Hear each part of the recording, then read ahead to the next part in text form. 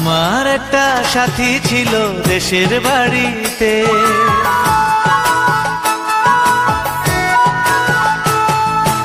আমার একটা সাথী ছিল দেশের বাড়িতে, মিষ্টি প্রেমের লিখত চিঠি প্রতি মাসেতে। হঠাৎ একদিন খবর এলো সাথীর নাকি বিয়ে হলো আমার অজান্তে।